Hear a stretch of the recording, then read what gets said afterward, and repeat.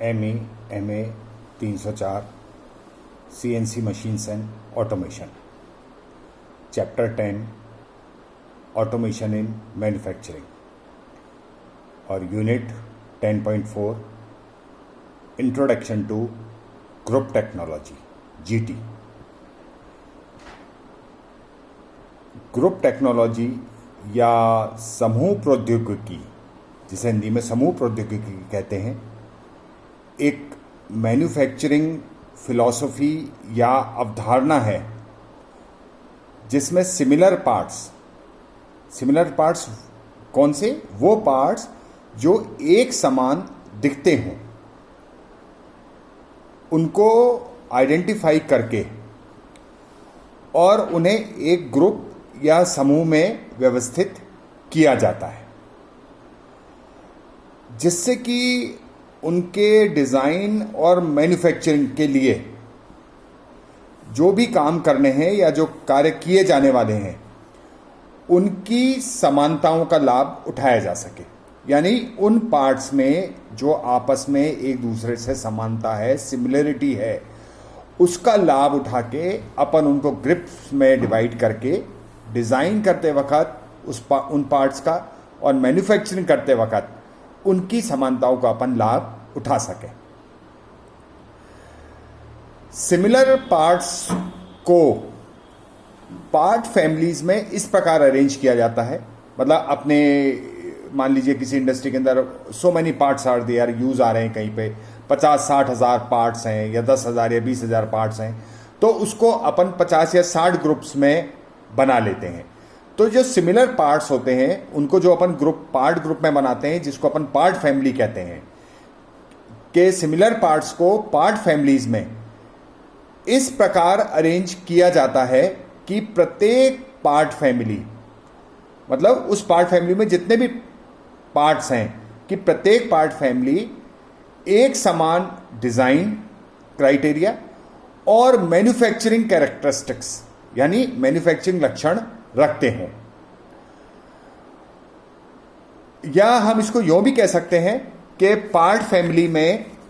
Parts इस प्रकार का कलेक्शन होता है, एक पार्ट फैमिली में पार्ट्स का इस प्रकार का कलेक्शन होता है कि जिनमें या तो ज्योमेट्रिक शेप और साइज में समानता हो, या मैन्युफैक्चरिंग के लिए सिमिलर प्रोसेस स्टेप्स होते हैं। तो ये जहाँ पे बात आती है कि जहाँ पे ये कंडीशंस फुलफिल होती हैं, पार्ट्स इस तरीके की कैटेगरी में आते हैं, उनको अपन एक पार्ट फैमिली में रख देते हैं। यानी हम कह सकते हैं कि ग्रुप टेक्नोलॉजी एक ऐसा प्रिंसिपल या सिद्धांत है जिसकी मूल अवधारणा डिजाइन और मैन्युफैक्चरिंग के सभी स्टेप्स, यानी जितने भी चरण हैं, डिजाइन के कितने भी स्टेप्स हैं या मैन्युफैक्चरिंग के जितने भी स्टेप्स हैं, के दौरान मौजूद समानताओं यानी सिमिलरिटीज का लाभ उठाने के लिए संबंधित समान भागों और प्रक्रिया यानी प्रोसेस ऑपरेशंस को एक साथ पहचानने और लाने की है। इसमें पार्ट्स को फैमिली में वर्गीकृत किया जाता है, मतलब डिफरेंट पार्ट्स को अपन पार्ट फैमिलीज या पार्ट ग्रुप में अपन वर्गीकृत कर देते हैं, और मशीन्स को ग्रुप्स में व्यवस्थित करके, मतलब मशीन्स का अपन एक क्लस्टर बनाते हैं, मशीन्स को ग्रुप में अरेंज करते हैं। तो मशीन्स को ग्रुप्स में अरेंज करके मैन्युफैक्चरिंग के दौरान रोबोट्स का प्रयोग किया जा सकता है। ग्रुप टेक्नोलॉजी में हर एक पार्ट फैमिली के लिए चुनी गई मशीन्स को मशीन्स के समूह लेआउट यानी मशीन्स के ग्रुप लेआउट में एक साथ इस प्रकार रखा जाता है कि पार्ट्स एक मशीन से फ्लो करके मैन्युफैक्चरिंग प्रोसेस के क्रम में दूसरी मशीन पर अगली क्रिया यानी अगले ऑपरेशन हेतु जाते हैं। ये चीजें एक ही मशीन का जो एक ग्रुप अपन ने जो एक मशीन समूह बनाया है उसके अंदर की बात है।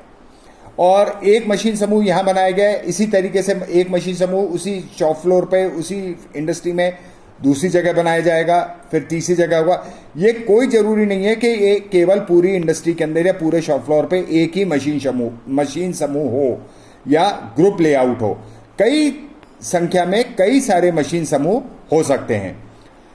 और यहां यह भी जरूरी नहीं है कि हर पार्ट उस पर्टिकुलर मशीन समूह की हर मशीन पर कार्य हो। मतलब उस पार्ट पर यह जरूरी नहीं है कि एक पार्ट पर, उस पार्ट फैमिली के एक पार्ट पर उस मशीन्स का जो ग्रुप है उसकी हर मशीन पे उस पर कार्य हो, यह जरूरी नहीं हो।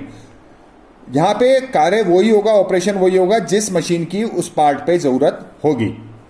तो हर मशीन का, लेकिन एक मशीन सेल या मशीन समूह में